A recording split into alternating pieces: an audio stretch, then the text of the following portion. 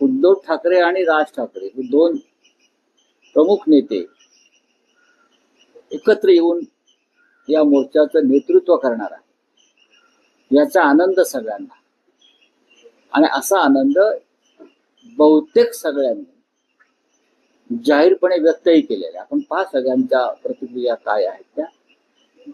मोर्चाची जी वेळ आहे जी जाहीर केलेली आहे मनसेतर्फे ती सकाळी 10ची आहे, त्याच्यावरती आम्ही चर्चा करू.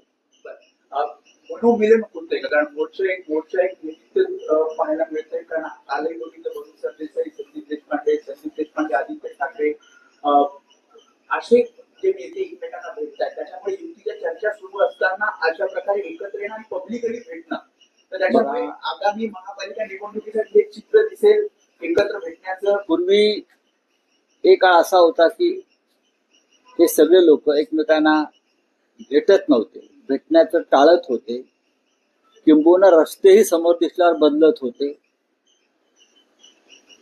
आता एकत्र भेटतात, एका टेबलावर चहा पितात, शेक हँड करतात, हस्तांदोलन करतात, एकत्र गप्पा मारण्याचे व्हिडिओ तुम्ही शेअर करताय.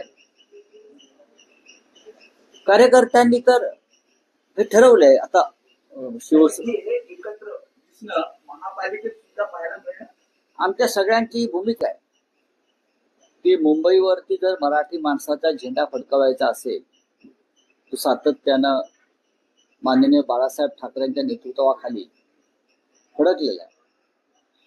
तर या सर्व मराठी शक्ती आहेत या विखुरल्या जाव्यात अशी भारतीय जनता पक्षाने खास करून अमित शहाची भूमिका आहे, आणि आपण त्या भूमिकेला छेद देण्यासाठी एकत्र येऊन या निवडणुका लढाव्यात ही आम्ही भूमिका अनेकदा जाहीर केली आहे. राज ठाकरे यांनी सुद्धा जाहीर केली आहे.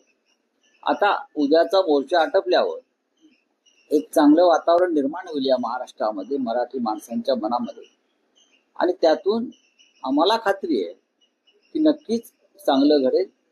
अर्थात देवेंद्र फडणवीस असतील, एकनाथ शिंदे वगैरे वगैरे वगैरे त्याने किती आपटापट केली तरी मराठी माणसाची एकजूट फुटणार नाही. आपण ज्या पद्धतीनं या मोर्चाला बदनाम करताय किंवा उद्धव ठाकरे यांच्या बाबत चुकीची विधानं करताय ती पूर्णपणे गैरसमज पसरवणारी आहे.